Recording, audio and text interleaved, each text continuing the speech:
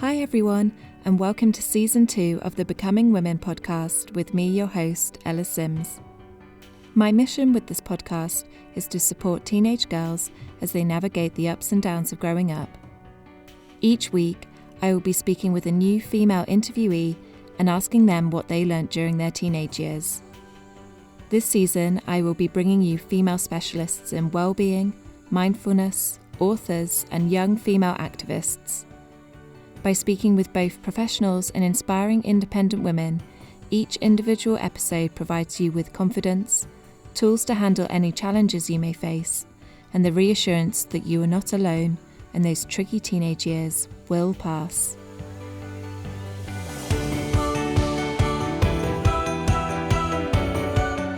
On this week's episode, I'm with Laura Coryton. Laura led an international campaign against tampon tax, signed by over 300,000 people, and which changed EU and UK law. She is also the author of Speak Up, a campaign guide for rebel girls, and has recently launched a social enterprise called Sex Ed Matters, designed to tackle sex and relationship taboos in UK schools. She has also sat on the BBC steering committee for their 100 Women series. I'm really excited for you to hear Laura's experience of campaigning. We also have a lot of chat about periods and the positive movement in this area right now, and also what it was like for her being trolled during the tampon tax campaign.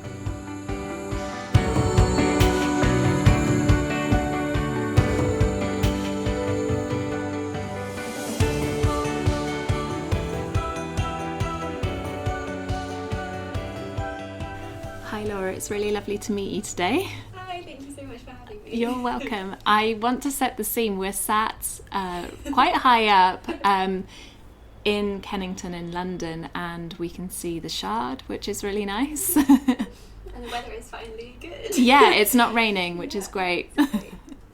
I wanted to ask you, you're a campaigner and activist for removing tampon tax, which is amazing, amazing work. And so it feels really appropriate to ask you about your periods and what that was like for you. Yeah, so I've been quite lucky growing up, I think, because I have a twin sister, and so anything that I was going through, she was going through roughly the same time. And we could talk to each other about it if we thought that anything was weird. It's the kind of comfort blanket to know that it's not weird and everyone's in the same boat. But having said that, I do remember being at school, and then we had this one friend in our friendship circle that was the mum of the group. I don't know if other people have that, called Sarah. And I would constantly forget period stuff, and then be stuck in the bathroom, and then I'd be texting her, being can you secretly bring me out? So I remember weird embarrassing stories like that, or that you feel everybody knows you're on your period for some reason, and for some reason that's a bad thing when you're at school. So it is bizarre though, because at the time all of that sort of stuff didn't seem odd. It was just the normal thing. Everybody feels that way. Everybody feels super self-conscious and embarrassed about their periods. But now looking back on it, now that I'm older, I'm why does everybody feel that way? There's no need to feel that way, and it's no one's fault that they feel that way, but it's just so bizarre that we teach, especially girls, to feel that way, and we teach guys that they should not ask about periods, or they should not be taught about periods in a normalised way. Sorry, that's a bit of a long answer. No, that's good.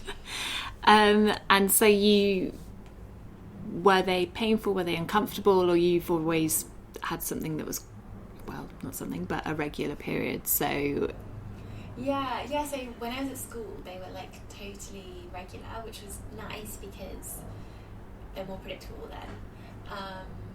But then since I've got older, they've become more painful and more irregular, which is annoying.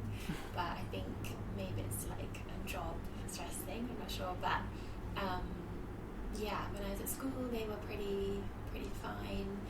But I remember some of my friends had totally different experiences, and for them it was a lot more difficult to kind of go about school life when their periods were so irregular and they were painful, but they didn't want to talk about it, even to their closest female friends.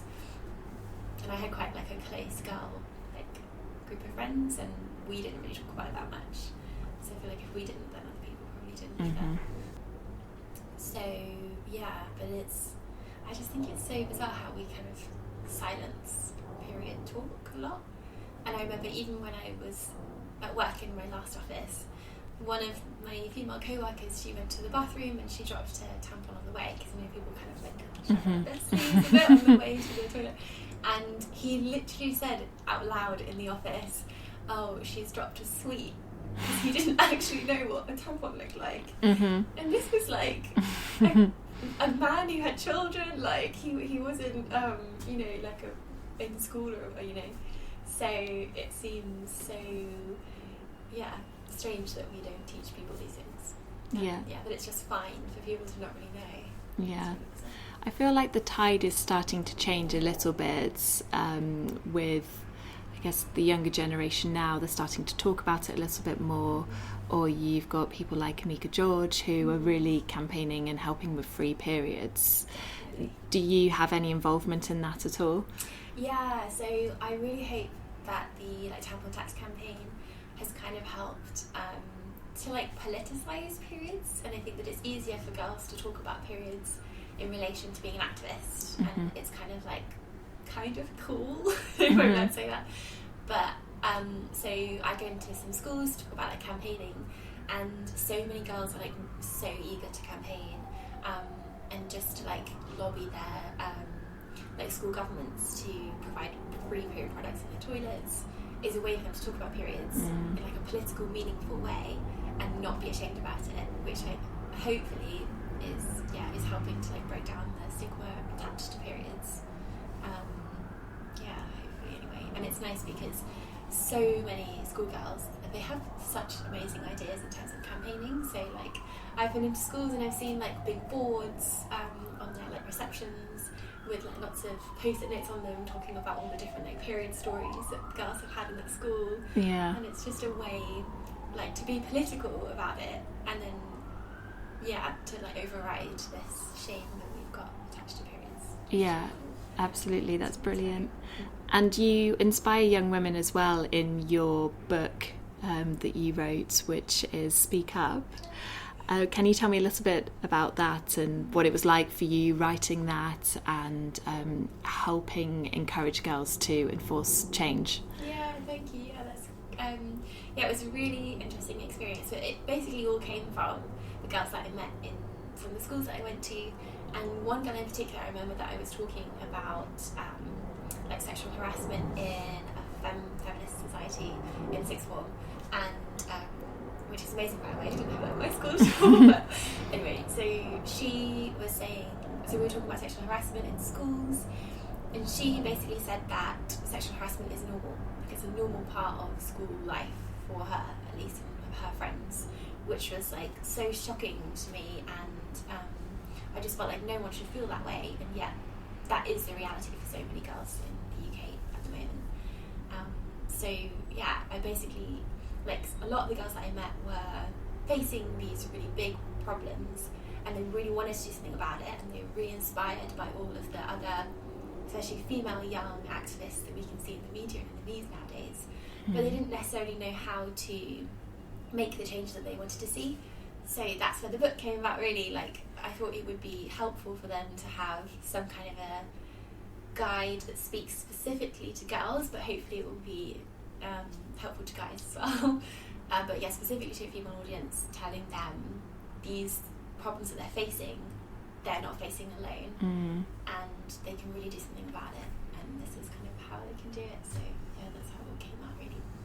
But then that's the first half of the book, and the latter half of the book is a little bit I didn't know if I'd ever have the chance to write a book again, so it's kind of everything I've ever wanted to write about just in the latter half. And I moved home to write the book, and I went through some of my older books that I had when I was growing up, and some of them were so awful.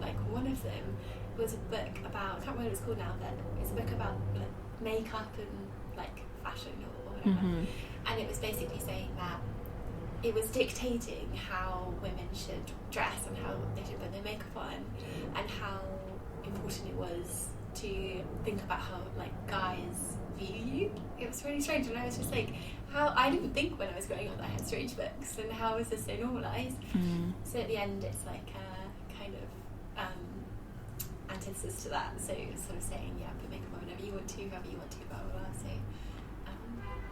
a small guide to not, I guess, giving in to peer pressure or what you feel like you should look like. Yeah, exactly.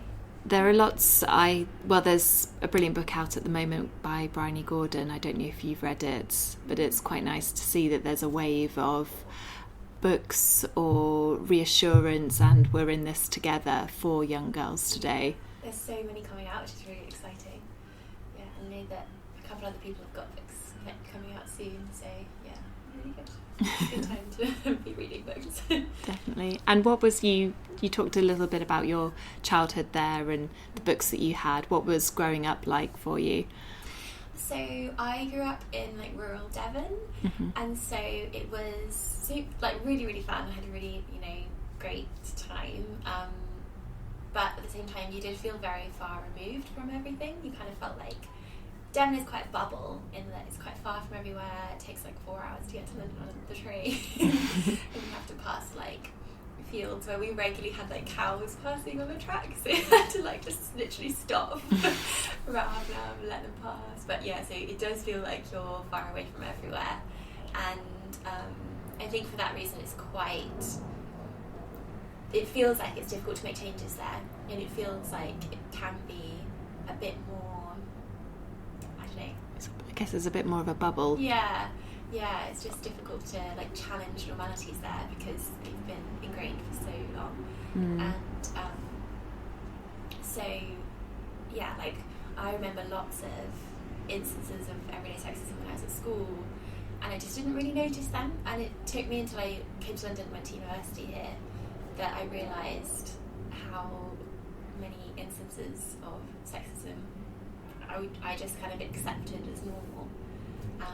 Going to school in your school uniform and then guys catcalling you, to in our school we had an instance where one male teacher was inappropriate with one of the female students, and as a result of that they just changed our uniform to make our uniform more strict, as if the uniform was the problem rather than the acts of the male teacher.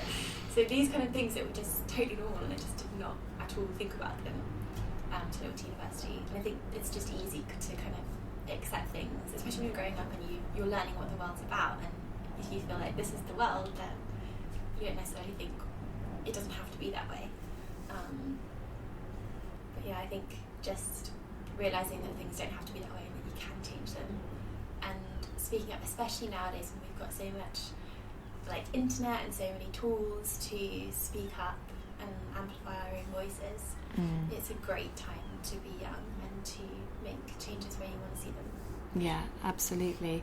And you're moving on to some exciting projects next, is that right? Yeah.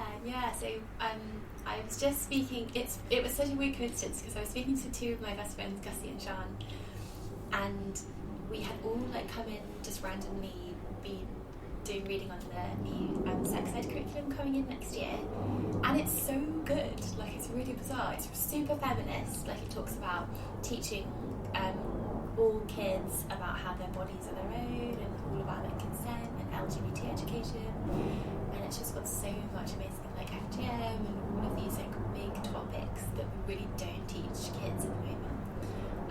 And we were just all both really excited about it, and we decided to come up with this new social enterprise called Sex Ed Matters, and we just basically want to go into schools and help to deliver this, because I think in some schools it's difficult for kids to talk about these big problems to teachers that they know, to teachers they're going to see the next day, and if it's a bit embarrassing for them, they might not want to bring things up. So sometimes it's better to do that with someone that they're only going to see once or maybe twice. And we also felt like this curriculum is quite heavy, and it's all about these big problems, treating people who look different to you with the same respect as everybody else. So tackling things like racism, gender stereotypes. So they're all quite potentially overwhelming subjects. So we wanted to treat them, or tackle them rather, through the lens of activism. So to say, these are big, potentially quite scary problems that will probably affect most of the people in the class to varying extents. But these are the tools that you can have to overcome them and to tackle problems and to campaign against the problems that you face. so we're hoping that it will be helpful to some people.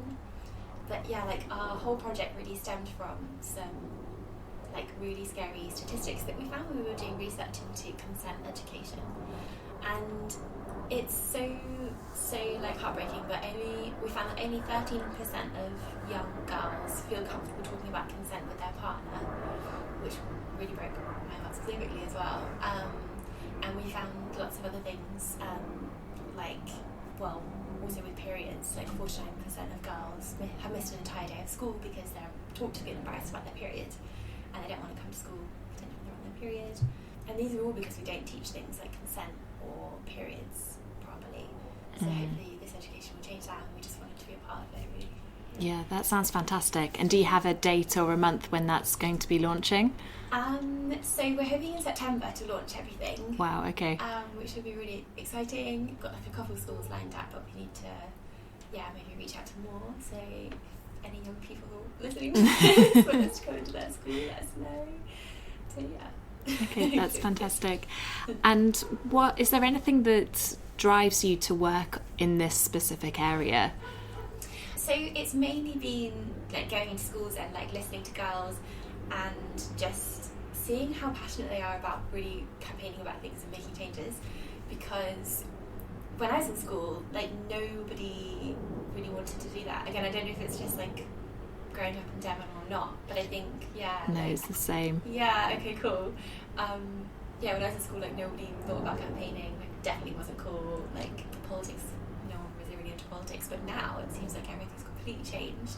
Like kids know more than I do about like politics or the campaigners, and that's so exciting. And I think especially with the rise in technology and the amount of things that we can do now just with an Instagram account or to like project body positivity or stuff like that is amazing.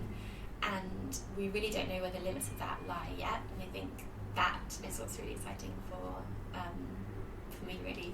So that's where the drive comes from, just meeting those people and how like woke they are and how enthused they are about making their own changes. And for young teens staying young girls, what advice would you give them, especially in areas like technology? I feel like technology is so hard because like when I was at school, if you're having a bad day, you can just go home and forget about it at the end of the day. But nowadays, if you've got your phone, you really can't switch off that much, especially because if you're not invited to a party or something, you're going to see all about it on Instagram. That wasn't the case when I was at school. So technology, I think, is super tricky and super hard, but at the same time it is so empowering in terms of like we have petitions now on change.org, like my petition that we never had before. And I think like there's one story about a tampon tax. It's okay if I just talk about that slightly. Yeah, of course. That made me feel like this is why technology is so exciting. And it was so I started the petition against the tax rate we pay on period products, and then I went home to one of my best friend's houses, and his mum told me that she really likes the petition because she campaigned for the same change when she was my age. So it really made me feel that so many generations of people have been campaigning to end tampon tax.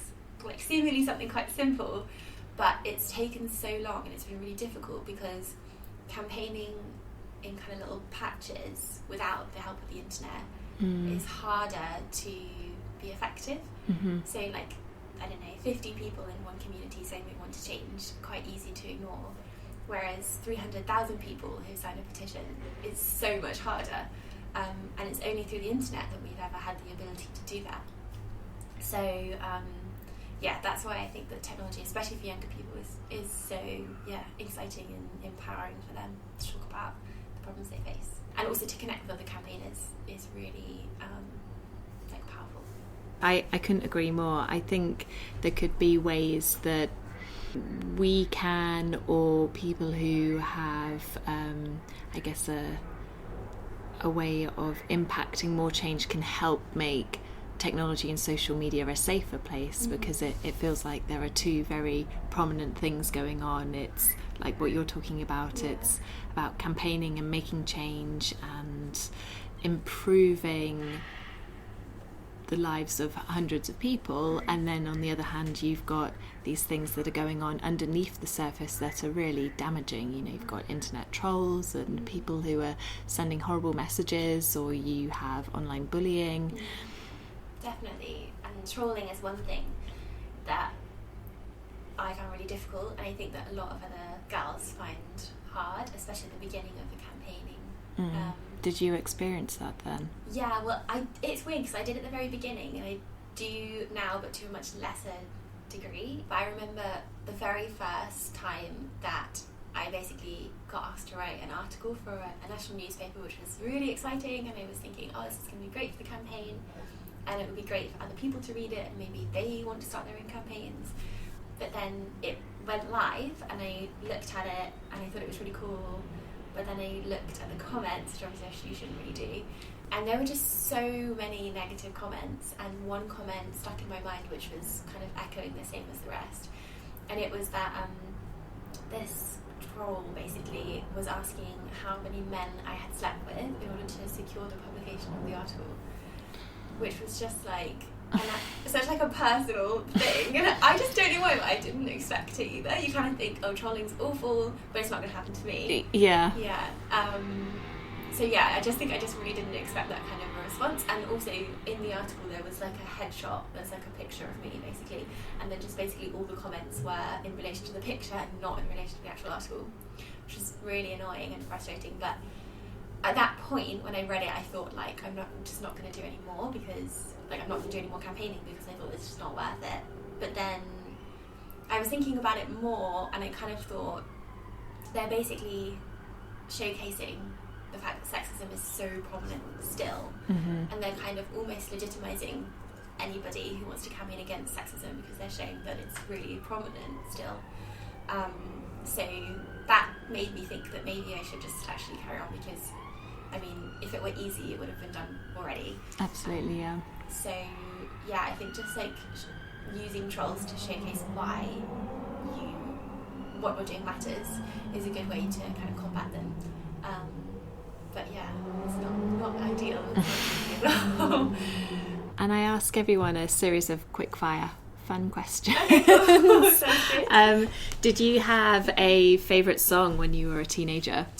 Oh my god, I went through so many song phases. It's a real, like, I was obsessed with S7, and then I went through like a kind of emo rock phase. And then, oh my gosh, there's just so many. I think I'd have to say S7 probably was my overall band. I can't remember which songs you like reach at the start. When I was growing up, yeah, something like that. And crush, did you have a celebrity crush? I really didn't, actually, which is a bit weird, but I didn't really like watch that many films or anything when I was younger, so I don't think I did. No, that's a bit weird, actually. No, I don't think I did. You'll probably think of someone tomorrow morning and be like, oh, that person I kind of liked. No, I did actually. I had, my crush was Gary Lightbody, like the main singer of Snow Patrol. Oh. Oh, love it. What about favourite book? When I was younger, I used to be obsessed with Jacqueline Wilson books. Absolutely loved them. Just all of them, really. I'm obsessed with Tracy Beaker. So yeah, I think she was probably my favourite. And first kiss? First kiss was actually a boy. It was really bizarre, called Jack, who I thought had like left my school. Because we used to write like little notes to each other. We never actually really spoke to each other, but actually he'd just gone on holiday for like 2 weeks. So my heart was like broken. You thought he'd gone, he'd done a runner. And it's so bizarre because one of my best friends who lives in York happens to be living with him now. So we like reconnected, and he just got married like the other day. It was so wild. So yeah. Looking back, what would you advise your younger self? Definitely to campaign earlier, for sure, because I only started campaigning really when I was at university in like second year. So I think like take more risks and just campaign more. I think I would definitely tell myself in that. Yeah, if you look at like Amika George, for example, she's made so much change when she started campaigning when she was at school, and I think there is something really powerful about a young person in school challenging their normalities and speaking up about it, and I think that is a really powerful story in itself. You can make real changes if you campaign at school. And if you're looking to make a change and start a campaign, where are they best to go? I would say that petitions are a really good thing to do. If you're looking to make a very specific change to like a law or maybe your school policy, definitely I think petitions are great, because you can really, if you get lots of people to sign it, you can amplify lots of people's voices. And as I say, if you get hundreds of thousands of people, or even just hundreds within your community, that's so much harder to ignore than just one person starting a campaign. Petitions are slow growing though, and I think it's easy to look at successful petitions and then be frustrated if yours is taking a bit of time to pick up speed. But I mean, all petitions take a long time. Like mine took about 2 years before it got real like coverage or it really went anywhere. But you just don't hear about those like years of kind of slowly building things up. So yeah, I think the petitions are a great place to start. But also reaching out in your local community is always a really good one. So like asking your schoolmates or parents of your schoolmates or your school in itself to back you, like local news people, they'll always be interested in local campaigns. Also, most campaigns can be really fun and creative as well. So we had like protests or like campaign like picnics, like protest picnics, which are quite fun, and people get really creative with their like placards and stuff. So yeah, I think it's a really fun thing to do as well as anything else. And I think if you're not having fun when you're campaigning, then you shouldn't campaign. That's a very good tip. And if you could give a gift to teenage girls all over the world, anything, what would that be? This is going to sound really lame, but probably like a period product of their choice. Because I just think that like if we like re-understood periods, and if there was like no period shame whatsoever, it would make people think about women's bodies in a completely different way. And I think that women's bodies are just so like covered and silenced, and they're supposed to be like not public at all. So I think that just being able to talk about our bodies and something as normal as a period, like openly, would change the way women live, but also the way people view women. And like so many girls miss school because of periods, which is so shocking, especially in this country in the 21st century. So yeah, hopefully that will help to change that. Did you miss school at all? I missed like lessons. Mm-hmm. Like I would not go to PE, or maybe like a morning if I had like a particularly big period, which would happen every now and then, not very often, but then I wouldn't want to go to school.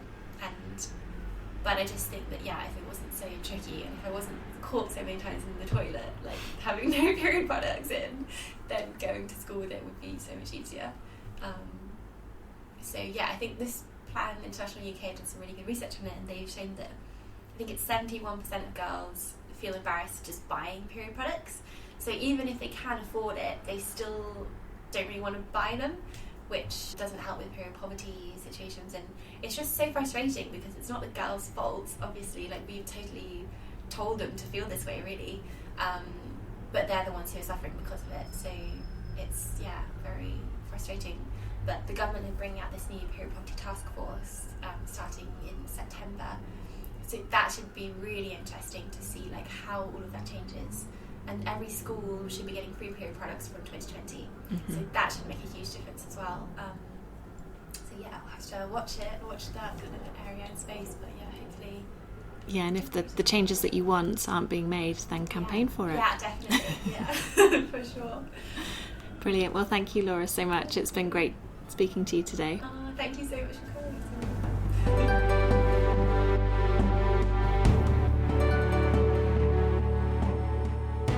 Thank you so much for listening to Becoming Women with me, Ella Sims. I really hope you enjoyed today's episode. Please follow me on Twitter or Instagram, or visit www.becomingwomen.com. I'd love it if you could please share this podcast with anyone you know who would enjoy listening to it. And if you are a young girl, I'd love to hear your feedback on today's episode, so feel free to send me a DM. See you next week.